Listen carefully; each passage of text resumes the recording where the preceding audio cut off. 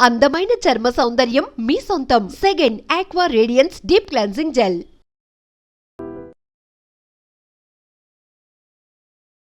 First of all congratulations, మన తెలంగాణకి ఎడిటర్గా మీరు జాయిన్ అయినందుకు. థ్యాంక్ యూ సార్, ఇప్పుడు మీరు జాయిన్ అయిన తర్వాత బోల్డ్ అన్ని ఇష్యూస్ అయితే కనిపిస్తున్నాయి తెలంగాణకి సంబంధించి.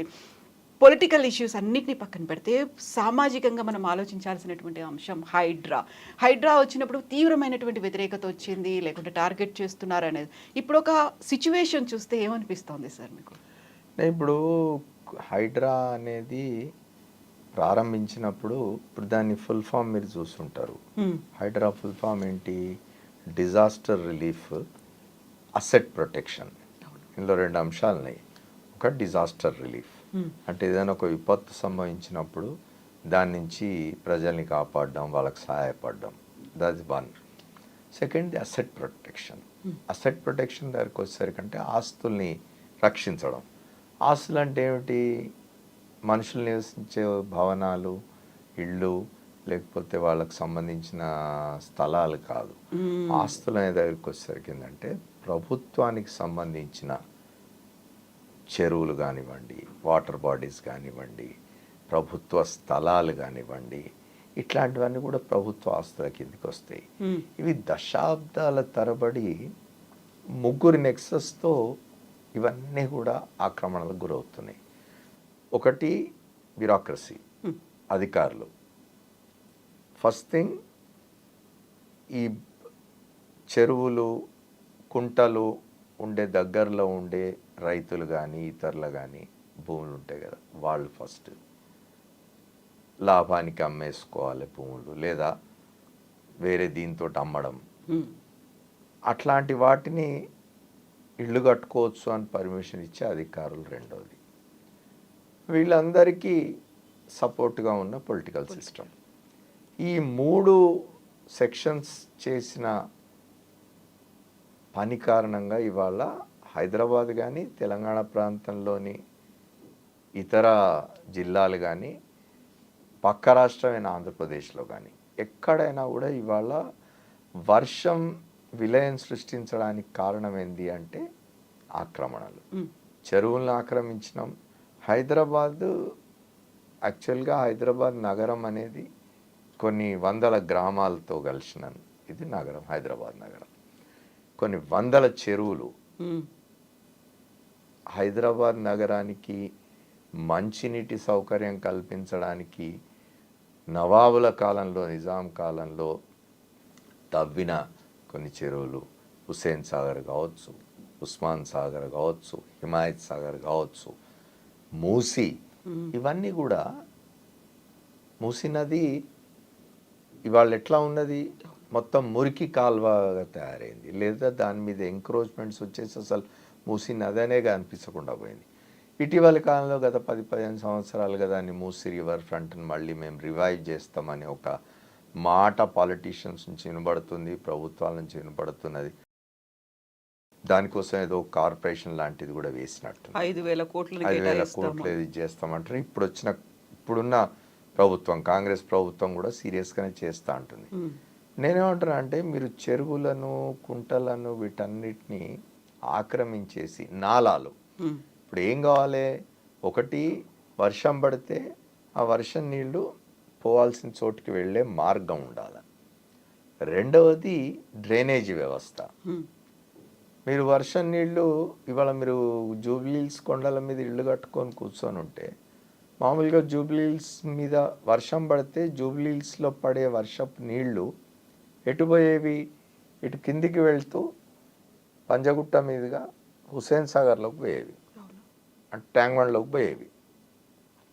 అటు పోకుండా ఆపి అక్కడంతా ఆక్రమణలు అయ్యి జూబ్లీహిల్స్, బంజారా హిల్స్ కింద పంజగుట్ట ఏరియాస్ అన్నీ మొత్తం అంతా మీరు బిల్డింగ్స్ కట్టేసి హుస్సేన్ సాగర్లోకి పోకుండా చేసి, హుస్సేన్ సాగర్ను కూడా ఆక్రమించేసి, ఒక నెక్లెస్ రోడ్ కట్టి, ఒక ప్రసాద్ ఐమాక్స్ కట్టి, ఒక ఎన్టీఆర్ స్మృతివనం కట్టి, ఇట్లాంటివన్నీ చేసి అక్కడ మీరు అటువైపు నీళ్లు పోకుండా చేయడానికి ఏం చేసినారు? జూబ్లీహిల్స్ మీద పడే వర్షం నీళ్ళన్నీ కూడా ఇటువైపు కింద టోలీ చౌకి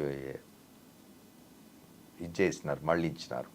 దాంతో ఏమవుతుంది? పెద్ద వర్షం పడి నీళ్లు పోతే అవన్నీ టోలీ చౌకి లాంటి బస్తీల్లో పేదలు నివసించే బస్తీల్లోకి పోయి అనేక మంది ప్రాణాలు కోల్పోతున్న పరిస్థితి. ఇవన్నీ ఎవరు చేస్తున్నారు? పాలకులు చేస్తున్నారు. ఎందుకు చేస్తున్నారు అంటే ఈ నెక్సస్ రాజకీయ నాయకులు, రెవెన్యూ వ్యవస్థ, బ్యూరోక్రసీ నుంచి వీళ్ళంతా కలిసి వీళ్ళని ఆక్రమణలు, real estate mafia, real estate. ఇవాళ హైదరాబాద్లో భూమి అనేది ఒక పెద్ద వ్యాపార వనరు ఇవాళ హైదరాబాద్. కాబట్టి ఎక్కడ భూములు లేకుండా పోయినాయి, నాలాల మీద ఇళ్ళు కట్టినారు. నిన్న మీరు చూసినారు ఇక్కడ మోకిలా అనే ప్రాంతంలో ఒక విల్లాల సముదాయం, ఒక్కొక్క విల్లా 6 కోట్ల రూపాయలు. అట్లాంటివి 120, 130 విల్లాలు. అంతా కూడా చాలా బయట ఎక్కడో అమెరికాలో అక్కడ ఉద్యోగాలు చేసి డబ్బులు సంపాదించుకున్న వాళ్ళు, లేదా వ్యాపారాలు డబ్బులు సంపాదించుకున్న వాళ్ళు, వాళ్ళంతా నిన్న ఆ నీళ్ళలో నిలబడి చెప్తున్నారు, అసలు మాకు ఇది తెలిస్తే మేము కొనుక్కునే వాళ్ళం. ఎవడు కొనుక్కోమనండి నిన్ను? ఇవన్నీ చూసి విల్లా అనగానే అది కనిపించగానే హాయిగా బ్రహ్మాండంగా ఉందని పోయినారు మీరు. అది చెరువా, శిఖమా, కుంటనా, ఇంకేమన్నా చూసినారా? నాలా మీద కడుతున్నారా? ఇవాళ నిన్న ఆ మోకిలాలో జరిగిందంతా కూడా నాలా మీద కట్టింది. సో ఇట్లాంటివన్నీ చేయడం కారణంగా ఇవాళ ఈ పరిస్థితి వచ్చింది. అది ఏ కారణం చేత ఆలోచన ఎందుకు వచ్చింది ముఖ్యమంత్రికి, రేవంత్ రెడ్డి గారికి అనేది మనకు తెలియదు. అభినందించాలి ఆయనను. ఆ హైడ్రా అనే ఒక సంస్థ పెట్టాలని, దాని ద్వారా ఇట్లాంటి ఆక్రమణలన్నిటి తొలగించాలని చెప్పి. మీరు చాలా పొలిటికల్ విమర్శలు చేస్తున్న వాళ్ళు చేస్తున్నారు, కానీ తొలి దశలో కొట్టిన వీటిలలో ఆస్తుల్లో కాంగ్రెస్ నాయకుడు, కేంద్ర మంత్రిగా పనిచేసిన పల్లన్ రాజు సంబంధించింది కూడా ఉంది. ముఖ్యమంత్రి రేవంత్ రెడ్డికి తప్పనిసరిగా ఒత్తిళ్ళు వచ్చి ఉంటాయి. పల్లన్ రాజు చిన్నవాడు కాదు, సోనియా గాంధీ స్థాయికి కూడా పోగలవాడు. బహుశా అక్కడి నుంచి కూడా ఒత్తిళ్ళు వచ్చి ఉంటాయి. ఆయన తట్టుకొని నిలబడగలిగినందుకు ముఖ్యమంత్రి రేవంత్ రెడ్డిని అభినందించాలి. దానికి ఇంకా నిలబడుతున్నందుకు చాలామంది చాలా విమర్శలు చేసినారు. కేటీ రామారావుకు ఒక బినామీ ఫామ్ హౌస్ ఉన్నది జన్వాడలో, దాన్ని కొట్టడానికే చేస్తున్నాడు రేవంత్ రెడ్డి అని. అదేమి ఎఫ్టీఐలు, బఫర్ జోన్ వీటిలోకి వచ్చేది కదా, 111 జీవోలోకి వచ్చేది. అది దానికోసం చేస్తున్నాడు అనేది కరెక్ట్ కాదు. ఒకవేళ రేవంత్ రెడ్డి గారికి అట్లాంటివి ఏమన్నా మైండ్లో ఉన్నప్పటికీ అవన్నీ కూడా ఇల్లీగల్గా, అంటే అక్రమంగా కట్టి ఉంటే, అక్రమంగా ఆక్రమించుంటే భూములు, అది ఎవరిదైనా పోవాల్సిందే. కేటీ రామారావుదైనా పోవాలి, రేపు కేసీఆర్ ఫామ్ హౌస్ అయినా పోవాలి. ఒకవేళ అవి చెరువుల్లో కట్టుంటే, అక్రమంగా ఆక్రమించుకొని కట్టుంటే, నాలాల మీద కట్టుంటే, లేకపోతే మీరు పర్యావరణాన్ని ఎట్లా రక్షిస్తారు? ముఖ్యంగా మీకు ఇవాళ హైదరాబాద్ పరిస్థితి ఏమిటి అని అంటే, హైదరాబాద్లో ఏ 15 లక్షలు 20 లక్షల జనాభా ఉన్న కాలంలో నిజాం రాజులు ఏర్పాటు చేసిన డ్రైనేజీ వ్యవస్థ, ఏర్పాటు చేసిన మంచినీటి సౌకర్యాలు, ఇవాళ మీ పాపులేషన్ ఎంత? 2 కోట్లు దాటింది హైదరాబాద్లో. 20 లక్షల పాపులేషన్ కోసం ఏర్పాటు చేసిన సౌకర్యాల్ని 2 కోట్ల మందికి మీరు ఎట్లా ఇచ్చేస్తారు? ఇప్పుడైతే మీరు 2 కోట్ల జనాభా పెరగబోతున్నది, హైదరాబాద్లో జనాభా 2 కోట్లు కాబోతున్నదనే దూరదృష్టి మీకు ఉండి ఉంటే, మీరు తర్వాత కాలంలో ఏనాడైనా ఏ ప్రభుత్వం అయినా, నేను వాళ్ళు వీళ్ళని చెప్పి విమర్శించడం లేదు, అది కాంగ్రెస్ ప్రభుత్వమా, తెలుగుదేశం ప్రభుత్వమా, తర్వాత వచ్చిన తెలంగాణ రాష్ట్ర సమితి, ఇవి కాదు. మనం గొప్పగా చెప్పుకుంటున్నాము, ట్విన్ సిటీస్ నుంచి ట్రై సిటీ అయింది మనది, ఇప్పుడు 4th సిటీ కట్టుకుంటామని చెప్తున్నాం. నా విజ్ఞప్తి ఏంటంటే ముఖ్యమంత్రి గారికి, 4th సిటీ కట్టండి, కట్టొద్దని అంటలేను, కానీ ఇదివరకున్న సిటీస్ని నెగ్లెక్ట్ చేయకండి. గతంలో వాళ్ళు చేసినట్టు చంద్రబాబు నాయుడు గారు చాలా గొప్పగా చెప్తారు ఇప్పటికీ. ఏంటంటే, నేను హైటెక్ సిటీ కట్టినాను, నేను ఒక 3వ నగరాన్ని సృష్టించినాను, నేను అపర విశ్వామిత్రుడిని అని చెప్తుంటారు ఆయన. నువ్వు అది కట్టే క్రమంలో ఆల్రెడీ ఉన్న జంట నగరాల్లో అనేక ప్రాంతాలు నరక కూపాలుగా తయారైనవి. ఎక్కడ మీకు కనీసం గార్బేజ్ డంపింగ్ యార్డ్స్ లేవు, డ్రైనేజ్ వ్యవస్థ లేదు, మంచినీటి సౌకర్యం సరిగ్గా లేదు, రోజు రోజుకి స్లమ్స్ పెరిగిపోతున్నాయి. ఇప్పుడు పేదల్ని ఎలిమినేట్ చేయలేం కదా, పేదరికాన్ని ఎలిమినేట్ చేయాలి, కానీ పేదల్ని కాదు కదా ఎలిమినేట్ చేయాల్సింది. మరి వాళ్ళు నివసిస్తున్న స్లమ్స్ పరిస్థితి ఏమిటి? లేదా భూములను ఆక్రమించి పెద్దవాళ్ళు కడుతున్న విల్లాల పరిస్థితి ఏమిటి? ఆ విల్లాలే మునిగిపోతున్నాయి ఇవాళ. ఓ పక్క పేదలు నివసించే స్లమ్స్ మునుగుతాయి, ఇంకో పక్క విల్లాలు మునుగుతాయి. వీటన్నిటికీ ఖచ్చితంగా దూరదృష్టి. ఇవాళ రేవంత్ రెడ్డి గారు ముఖ్యమంత్రిగా ఉన్నారు. ఆయన ఇంకో 20 ఏళ్ల వరకు ఈ హైదరాబాద్ని సురక్షితంగా ఉంచాలి అనే ఆలోచన చేసి దూరదృష్టితో వ్యవహరిస్తే తప్పనిసరిగా మంచి ఫలితాలు వస్తాయి. ఇవాళ హైదరాబాద్ ఒకటే కాదు, మనకు జిల్లాలు చూస్తున్నాం. ఖమ్మం జిల్లా ఈసారి వరస్ట్ ఎఫెక్టెడ్. ఖమ్మం జిల్లా పక్కన వరంగల్ జిల్లా వరస్ట్ ఎఫెక్టెడ్. మనం వరంగల్ జిల్లా ఒక 2-3 సంవత్సరాల క్రితం చూసినాం. వరంగల్ జిల్లా కేంద్రం, ఉమ్మడి వరంగల్ జిల్లా కేంద్రం మొత్తం మునిగిపోయిన పరిస్థితి, రోడ్ల మీదకి రాలేని పరిస్థితి. ఇవన్నీ ఎందుకు జరుగుతున్నాయి? వరంగల్లో చెరువు ఉన్నది భద్రకాళి. నా చిన్నప్పుడు ఆ చెరువు ఎంత ఉండేనో దానిలో ఇప్పుడు 10వ వంతు కూడా లేదు ఆ చెరువు. చుట్టన్ని ఆక్రమణలు. ఇవాళ మీరు పోతే ట్యాంక్ బండ్, హుసేన్ సాగర్, దాని ట్యాంక్ బండ్ అంటాం, హుసేన్ సాగర్ కూడా ఏమైంది? మొత్తం ఎన్ని వందల ఎకరాలు ఆక్రమణలకు గురైనాయి. ఆక్రమణలకు గురైంది కాకుండా మిగిలిపోయిన ట్యాంక్ బండ్లకు కూడా మీరు ఫ్యాక్టరీల నుంచి రసాయన కాలుష్యాలు వదులుతూ ఉన్నారు. ఇంత పర్యావరణంతో ఆడుకుంటూ ఉంటే, ఇంత పర్యావరణానికి నష్టం కలిగిస్తూ ఉంటే చూస్తూ ఊరుకోవడం ప్రభుత్వాల పని కాదు. అట్లా చూస్తూ ఊరుకుంటే ప్రభుత్వాన్ని క్షమించకూడదు. స్వచ్ఛంద సంస్థలు, పర్యావరణం పట్ల ప్రేమ ఉన్న వాళ్ళు వీళ్ళంతా పనిచేస్తూ ఉన్నారు, మాట్లాడుతున్నారు, ఉద్యమాలు చేస్తున్నారు, కానీ ఏం ప్రయోజనం లేకుండా పోయింది. అందరికీ ఇప్పుడు ఒక చిన్న ఆశ, హైడ్రా. అదొకటి. దీన్ని తప్పనిసరిగా కొనసాగించి చివరికంట ఎక్కడెక్కడ కొన్ని వందల చెరువులు ఉండే హైదరాబాద్లో అవన్నీ రిస్టోర్ చేయగలిగితే ఇంకా అంతకంటే గొప్ప ఇది లేదు రేవంత్ రెడ్డి గారికి. ఇప్పుడైతే ఒక అనివార్యమైనటువంటి పరిస్థితి వచ్చినట్టే కదా సార్. ఇప్పుడు రాజకీయాలు కాదు, టార్గెటెడ్. నిన్న మొన్న తెలంగాణ అంతటా హైదరాబాద్లో పడ్డ వర్షాలు, అది సృష్టించిన బీభత్సం చూసిన తర్వాత ఏ రాజకీయ నాయకుడైనా హైడ్రాని మీరు రద్దు చేయండి, మీరు హైడ్రాతో ముందుకు పోవడానికి వీల్లేదు, రంగనాథ్ను అక్కడి నుంచి తప్పించండి అనే పరిస్థితి అయితే లేదు. ఎందుకంటే పొలిటికల్ విమర్శలు వేరు, పొలిటికల్గా ఏమైనా మాట్లాడవచ్చు. కానీ ఎప్పుడైతే ప్రజల ప్రాణాలకు సంబంధించిన వ్యవహారం వస్తుందో, ఎప్పుడైతే ఆస్తుల నష్టానికి సంబంధించిన వ్యవహారం వస్తుందో, పాలిటీషియన్స్ కూడా నేను అనుకోనంత సాహసం చేస్తారని చూడాలి. సార్, ఇప్పుడు నిజంగా ముందుకు వెళ్ళాలి అనుకుంటే హైదరాబాద్లో ఇన్ని చెరువులు ఆల్మోస్ట్ వేల సంఖ్యలో ఉన్నాయి, వందలకు పడిపోయాయి. ఉన్న 100లో కూడా 60% పైగా ఎంక్రోచ్మెంట్లు అయ్యాయి. ఇన్ని రకాల లెక్కలు ఉన్నప్పుడు ఎవరైనా పర్లేదు, కమ్ వాట్ మే, ప్రతి ఒక్కరి భవనాన్ని లేకపోతే ప్రతి ఒక్క ఎంక్రోచ్మెంట్ని కూల్చేయాలి అనుకున్నప్పుడు అప్పుడు హైదరాబాద్ పరిస్థితి ఎలా ఉంటుంది సార్? హైదరాబాద్ పరిస్థితి ఎలా ఉంటుంది అంటే తప్పదమ్మా. ఇప్పుడు నేనేమంటున్నానంటే మీకు ఒకసారి గుర్తు చేయాలి. 1977-78లో ఎమర్జెన్సీ అనంతరం చెన్నారెడ్డి గారి ప్రభుత్వం రాగానే ఆయన ఒక ప్రకటన చేసినాడు, అందరం హర్షించినాం. ఆయన ఏం ప్రకటన చేసినాడంటే, నేను హైదరాబాద్ నగరాన్ని విస్తరిస్తాను, నేను శాటిలైట్ టౌన్షిప్స్ కడదాం.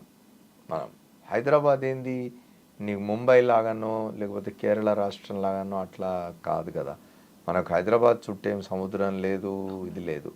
ఎంత దూరం అయినా మనం విస్తరించవచ్చు. ఇటు నిజామాబాద్ వైపు పోవచ్చు, ఇటు కరీంనగర్ వైపు పోవచ్చు, ఇటు వరంగల్ వైపు పోవచ్చు, ఇటు మెదక్ వైపు పోవచ్చు. ఒక 300-400-200-300 కిలోమీటర్ల వరకు కూడా మనం నగరాన్ని ఒక 150-200 కిలోమీటర్ల వరకు కూడా మీరు పోవచ్చు. అప్పట్లో ఆయన చేసినాడు ఈ మాట, ఈ ప్రకటన, శాటిలైట్ టౌన్షిప్స్కి వెళ్దాము, మనం ఈ నగరాన్ని క్రౌడెడ్ చేయొద్దు అని చెప్పినారు. అందరం సంతోషించినాం. కానీ ఏం జరిగింది, 1-2 మాసాల్లోనే ఆయన చార్మినార్ చౌరస్తాలో 6 థియేటర్లకు పర్మిషన్ ఇచ్చినాడు ఆయనే. అంటే పొలిటికల్ విల్. మరి ఆయన ఏ ఒత్తిళ్లకు లొంగి చేసినారనేది మనకు అనవసరం, కానీ పొలిటికల్ విల్ ఉండాలి. ఇవాళ కూడా మీరు ఇప్పుడు ఇక్కడ ఏవైతే ఆక్రమణలు మీరు తొలగిస్తే ఏమవుతుంది, అయ్యో ఇన్ని భవనాలు పోతాయి కదా, కొన్ని వందల భవనాలు పోతాయి, కొన్ని వందల విల్లాలు పోతాయి, అయ్యో ఎట్లా అని అనుకోవచ్చు. విస్తరించండి, ట్రాన్స్పోర్ట్ ఫెసిలిటీస్ క్రియేట్ చేయండి. మీకు ఆల్రెడీ హైదరాబాద్లో మెట్రో వ్యవస్థ ఉన్నది, దీన్ని ఎక్స్టెండ్ చేయండి మీరు డిఫరెంట్ ప్లేసెస్కి. మీరు అమెరికా లాంటి దేశంలోకి పోయి చూస్తే ఎంతెంత దూరాలు ప్రయాణం చేస్తారు. రోజు ఉదయం లేచి ఒక దగ్గర నుంచి ఇంకో దగ్గరికి ప్రయాణం చేసి ఉద్యోగాలు చేసుకొని మళ్ళీ సాయంత్రానికి వస్తారు. ఎందుకు ఎట్లా వస్తారంటే వాళ్ళ దగ్గర ఉండే ఒక ఏమంటారు అద్భుతమైన ట్రాన్స్పోర్ట్ సిస్టమ్, రోడ్స్ కానివ్వండి, లేకపోతే ట్రాన్స్పోర్ట్ కానివ్వండి, ఇవన్నీ ఎంత దూరమైనా ఒక గంటలు చేరుకోగలిగిన పరిస్థితి. ఇవాళ మనకు మెట్రో రైల్ వ్యవస్థను కనుక మీరు డబ్బులు ఖర్చు పెట్టి దాన్ని ఇచ్చేయగలిగితే సిటీలో ఎక్కడికైనా పోయి ఉండడానికి ఎవరికైనా అభ్యంతరం ఉండదు. ఎంత దూరం అయినా పోయి ఉండడానికి ఎవరికి అభ్యంతరం ఉండదు. ఇవాళ పోవడం లేదా? ఇప్పటికే చాలామంది మీరు గమనించినట్టయితే ఔటర్ రింగ్ రోడ్కి అవతల ఇంకా చాలా దూరం పోయి చేవెళ్ళ, వికారాబాద్ దాకా పోతున్న వాళ్ళు ఉన్నారు. వాటన్నిటికీ మీరు ట్రాన్స్పోర్ట్ ఫెసిలిటీస్ క్రియేట్ చేయండి. ప్రభుత్వం యొక్క బాధ్యత ఏంటంటే ఇట్లాంటి విషయాలు ఖచ్చితంగా ఉండాలి. చెరువుల్ని కానీ, ప్రభుత్వ స్థలాల్ని కానీ, నాలాల్ని కానీ ఆక్రమించకూడదు. డ్రైనేజ్ వ్యవస్థల్ని పటిష్టం చేయాలా, రెయిన్ వాటర్ డ్రైన్స్ని సరిగ్గా ఇచ్చేయాలా. ఇవన్నీ చూసుకోకుండా మేము నగరాలు కట్టేస్తామంటే కుదరదు. గతంలో చంద్రబాబు నాయుడు గారు నగరం కట్టినాడు. పాత నగరాలు 2 కుదేలైపోయినాయి, నరక కూపాలుగా తయారైనాయి. మీరు హైదరాబాద్లో కొన్ని ప్రాంతాలు పోతే ఒకప్పుడు హైదరాబాద్లో ప్రధానమైన ప్రాంతాలు అనిపించే నారాయణగూడ, చిక్కడపల్లి, సుల్తాన్ బజార్, కోటి, ఆబెద్ సిట్ లాంటి ప్రాంతాలకు మీరు ఇవాళ వెళ్ళి చూసినట్టయితే దుఃఖం వస్తుంది. అవన్నీ కూడా చెత్త కుప్పలుగా తయారైనాయి. నేనేమంటారు అంటే కొత్త నగరాలను సృష్టించే క్రమంలో ఆల్రెడీ ఉన్న నగరాన్ని పాడు చేసుకోకూడదు కదా. దాన్ని మంచిగా ఉంచుకుంటూనే, దాన్ని మరింత బాగు చేసుకుంటూనే వేరే నగరాలు కట్టాలి. అప్రిషియేట్ చేద్దాం. తప్పనిసరిగా నగరాలు ఎక్స్టెండ్ కావాల్సింది. ఇప్పుడు నేను చెప్పినట్టు హైదరాబాద్కు అదొక గొప్ప అడ్వాంటేజ్ ఉన్నది. ఎంత దూరమైనా వెళ్ళడానికి అవకాశం ఉన్నది కాబట్టి ఆ పని చేయాలి. హైదరాబాద్ మనం విశ్వనగరంగా ప్రపంచ పటంలో పెట్టాలి అని చూస్తున్నాము. దానికి తగ్గట్టుగా వనరులు కావచ్చు, మన కంపెనీలు రావాలి, పరిశ్రమలు రావాలి, ఇంత విస్తరించాలి అనుకున్నప్పుడు ప్రైమరీగా పెట్టాల్సినటువంటి ఫోకస్ పెట్టకుండా పోయాము. దాన్ని నెగ్లెక్ట్ చేసాము, డెస్ట్రాయ్ అయ్యేలా చూసాము. మళ్ళీ వాటిని రెజ్యునేట్ చేసుకోవాలి, పునర్వైభవం రావాలి ఇలాంటి చెరువులకి అంటే ఇంకా ఏం జరగాలంటారు సార్?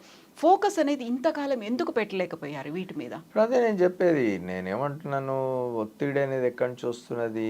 రియల్ ఎస్టేట్ వాళ్ళ దగ్గర నుంచి ఒత్తిడి వస్తుంది. ఎందుకంటే భూమి అనేది వాళ్ళ చాలా విలువైంది. వాళ్ళ అన్నిటికంటే ఎక్కువ, బంగారం కంటే కూడా ఎక్కువ విలువైంది భూమి. కాబట్టి భూమి ఎవరి దగ్గర ఉన్నది? ప్రభుత్వ స్థలాలున్నవి, లేకపోతే ఇట్లాంటి చెరువులు, కుంటలు ఇట్లాంటివి ఉన్నాయి. వీటన్నిటిని ఆక్రమిస్తే తప్ప మీకు నగరానికి దగ్గరలో లేదా నగరం మధ్యలో కట్టడానికి లేదా నగరాన్ని ఆనుకొని కట్టడానికి లేకుండా ఉన్నది. కాబట్టి వాళ్ళ ఒత్తిడికి లొంగి రాజకీయ వ్యవస్థ కూడా దీన్ని ఆ పార్శ్వాన్ని పట్టించుకుని ఉండదు, నెగ్లెక్ట్ చేసి ఉంటుంది. ఇప్పటికైనా ఆలోచన వచ్చినందుకు అభినందిద్దాం.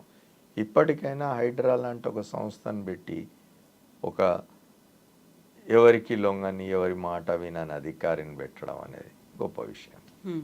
సో ఇప్పుడు హైడ్రా కేవలం హైదరాబాద్కి మాత్రమే పరిమితం కాదు. ఇప్పుడు వరంగల్, ఖమ్మం ఇవన్నీ చూసిన తర్వాత ప్రతి చోట ఇలాంటిది ఒక వ్యవస్థ ఏర్పాటు చేయాలి, దాన్ని విస్తరించాలి అనేది. మీరు తెలంగాణలో ఉన్న ఇతర నగరాలే కాదు, ఇతర పట్టణాలే కాదు, మీరు బయట రాష్ట్రాల నుంచి కూడా దీన్ని అబ్జర్వ్ చేస్తున్నారు.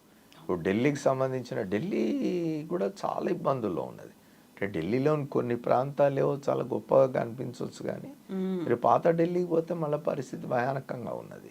సో అక్కడి వాళ్ళు కూడా ఎంక్వైరీస్ చేస్తున్నారు.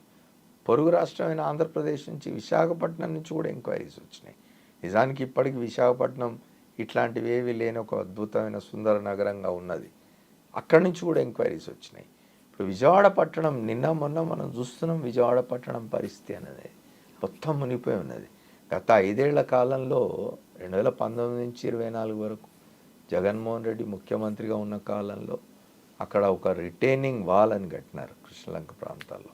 అది కట్టకపోయింటే అసలు నిన్న మొన్న పడ్డ వర్షానికి ఇప్పటికీ తేరుకోలేని స్థితిలో ఉన్న ఆ ప్రాంతాన్ని మరింత విలయం సృష్టించబడి ఉండేది, మరింత వినాశనం జరిగి ఉండేది, ప్రాణ నష్టం జరిగి ఉండేది. ఒక మంచి పని చేయాలి. అది ఎప్పుడు 2009 నుండో అంతకు ముందు నుండో ఆలోచన చేస్తూ ఉన్నారు. దీన్ని అక్కడ రిటైనింగ్ వాల్ ఒకటి కట్టాలని. 2019 వరకు మొదటి దశ కూడా కాలేదు. వైఎస్ఆర్ కాంగ్రెస్ పార్టీ ప్రభుత్వం వచ్చిన తర్వాత 19 తర్వాత 2-3 దశలు కూడా పూర్తి చేసి మొత్తం పూర్తి చేసినారు. ఇవాళ అదే ఆదుకుంటున్నది విజయవాడ పట్టణాన్ని. రాజకీయంగా జగన్మోహన్ రెడ్డితో విభేదిస్తారా ఇంకోటి అనేది వేరే విషయం, కానీ ఒక మంచి పని జరిగింది, అప్రిషియేట్ చేయండి. అట్లాంటి చర్యలన్నీ జరగాలి. ఇప్పుడు ఖమ్మంలో భూముల ఆక్రమణకు గురైనా, చెరువుల ఆక్రమణకు గురైనా, వరంగల్లో అయినా ఇంకో చోట అయినా ఇవన్నిటిని కూడా రెస్టోర్ చేసుకోవాలి అనే ఆలోచన ప్రభుత్వాలకు రావాలి. ప్రభుత్వాలకు రాకపోయినా వాటి మీద ఒత్తిడి తెచ్చేంత చైతన్యం ప్రజల్లో రావాలి. అంటే వాళ్ళే నష్టపోతున్నారు కదా. ఇవాళ చూడండి, ఎంత జిల్లాలలోకి పోతే మీరు వరంగల్ జిల్లా కానీ ఖమ్మం జిల్లా కానీ పోతే దయనీయంగా ఉంది పరిస్థితి. అది ఓట్లు అడిగేప్పుడు ఓ రకంగా, ప్రజలు ఇట్లాంటి ఇబ్బందుల్లో ఉన్నప్పుడు ఇంకో రకంగా ప్రభుత్వాలు ఉండకూడదు. ఆ మేరకు ఇవాళ తెలంగాణలో ఉన్న కాంగ్రెస్ ప్రభుత్వం దాని అధినాయకుడు ముఖ్యమంత్రి రేవంత్ రెడ్డి ఎవరి మాట వినకుండా ఈ హైడ్రా అనేది తీసుకురావడం అనేది మంచి పరిణామం. సార్, అయితే ఇక్కడ 6 గ్యారంటీ స్కీమ్లను డైవర్ట్ చేయడానికి క్వశ్చన్ చేస్తున్నారు కాబట్టి, లేకుంటే రుణమాఫీ అంశం తెర మీదకి రాకుండా పక్కదారి పట్టించడానికి హైడ్రాని తీసుకొచ్చారు అనే దాంతో పాటుగా ఇప్పుడు హైడ్రాకి సంబంధించి నోటీసులు ఎవరైనా ఇస్తే ఇమ్మీడియట్గా కోర్టు దాకా వెళ్తున్నారు. మేము కోర్టులోనే తేల్చుకుంటామని చెప్పడాలు, ఎగ్జంప్షన్స్ ఇవ్వమని బెదిరించడాలు. చాలా మంచిది అది. ఇప్పుడు కోర్టులకు పోవడం అనేది, కోర్టులకు పోతే అంటే న్యాయ వ్యవస్థ అయినా చెరువుల్లో ఇళ్ళు కట్టమని చెప్పదు, న్యాయ వ్యవస్థ అయినా ప్రభుత్వ స్థలాలను ఆక్రమించుకొని ఇళ్ళు కట్టండి అని చెప్పదు. కాబట్టి పోనివ్వండి, కోర్టులకు తెలుస్తుంది కదా. రెండవది, ఒత్తిడి తీసుకొచ్చినంత మాత్రాన లొంగితే ఇక దాని పర్పసే నెరవేరినట్టు కాదు. నువ్వు ఆ బలమైన సంకల్పంతో వస్తేనే ఇట్లాంటివి సాధ్యమవుతాయి. ఎందుకంటే ఇట్లాంటివి తప్పనిసరిగా రెసిస్టెన్స్ ఉంటుంది, ప్రతిఘటన ఉంటుంది. ఎందుకంటే చాలా సునాయాసంగా ఏమంటారు, కష్టపడకుండా కోట్ల రూపాయలు సంపాదించే ఒక వ్యాపారం ఇది. వేరే వ్యాపారాల్లో కష్టపడాలి. ఇవైతే ఏముంది, హాయిగా భూములను ఆక్రమిస్తే ఇళ్ళు కట్టేసి అమ్మేస్తే డబ్బు వస్తుంది. సో అట్లాంటి వాళ్ళు తప్పనిసరిగా ప్రతిఘటిస్తారు. ఆ ప్రతిఘటనని ఎదుర్కోవాలి. గట్టిగా ఎదుర్కొని నిలబడగలిగితేనే చిరస్థాయిగా ఆ పేరు నిలిచిపోతుంది, ఆ ముఖ్యమంత్రిది, ఆ ప్రభుత్వాన్ని. ఫలానా టైంలో ఇట్లా జరిగింది అని చెప్పుకుంటాయి భావితరాలు. అండ్ సేమ్ టైం ప్రజలు ఎదురు చూస్తున్నటువంటి 6 గ్యారంటీ స్కీమ్లో, లేకుంటే రైతు రుణమాఫీ, దీని గురించి మా పోరాటం కొనసాగుతూనే ఉంటుంది అని చెప్తున్నటువంటి. హాయిగా కొనసాగించండి. ఇప్పుడు ప్రభుత్వం ఇప్పుడు అన్ని రాజకీయ పక్షాలు ఎన్నికల సమయంలో ప్రామిసెస్ చేస్తున్నాయి ప్రజలకు. మేము ఇది చేస్తాం, అది చేస్తాం, అధికారంలోకి వస్తే అని చెప్పి. అధికారంలోకి వచ్చిన తర్వాత మనం 2 చూడాలి ఇందులో. అధికారంలోకి వచ్చిన తర్వాత తాము ఎన్నికల సమయంలో చేసిన వాగ్దానాల్ని ఫుల్ఫిల్ చేయడానికి నిజాయితీగా ప్రయత్నం చేస్తున్నాయా లేదా ప్రభుత్వాలు అనేది చూడాలి. నిజాయితీగా ప్రయత్నం చేస్తున్న క్రమంలో ఏమన్నా ఇబ్బందులు వచ్చి ఎక్కడైనా ఆటంకాలు ఏర్పడితే వాళ్ళు బయటకు వచ్చి ప్రజలకు చెప్పుకుంటే, అయ్యా మేము ఇది చేయాలనుకున్నాం కానీ ఇట్లా జరిగింది, ఇంతవరకే చేయగలిగినాం మేము అని చెప్పుకుంటే ఆ నిజాయితీని హర్షిద్దాం. అట్లా కాకుండా నువ్వు ప్రామిస్ చేసి అధికారంలోకి వచ్చిన తర్వాత ఓడదాటినాక బోడమల్లన్న పద్ధతిలో వ్యవహరిస్తే అట్లాంటి రాజకీయ పక్షాలను క్షమించకూడదు. ఇవాళ కాంగ్రెస్ ప్రభుత్వం తెలంగాణలో తను చెప్పినవి ఇంప్లిమెంట్ చేయడానికి చేస్తున్న ప్రయత్నాల్లో ఎక్కడైనా ఏదైనా లోపం జరిగితే చెప్పుకుంటే మంచిది. ప్రతిపక్షాలు కూడా, ప్రతిపక్షాల పనే అది. మీరు ఈ ప్రామిసెస్ చేసినారు, ప్రజలకి మంచి చేస్తామన్నారు, ఇది చేయండి మీరు అని నిలదీసే పనే కదా ప్రతిపక్షాల పని. వాళ్ళ పని వాళ్ళు చేస్తారు, వీళ్ళ పని వీళ్ళు చేయాలి. ప్రజల దగ్గర పోయి చెప్పుకోవాలి వీళ్ళు, అయ్యా మేము ఇది చేద్దాం అనుకున్నాం, కొన్ని అవాంతరాలు వచ్చినాయి, లేదా ఇంత మేరకే చేయగలిగినాం, ఇప్పుడు ముందు ముందు ఇంకా చేస్తాం, ఇట్లా చేస్తాం అని చెప్పుకుంటే ప్రజలు కన్విన్స్ అవుతారు. అట్లా కాకుండా ఒకసారి అయిపోయిన ఎన్నికలు మేము గెలిచేసినాం, ప్రజలు ఎవరు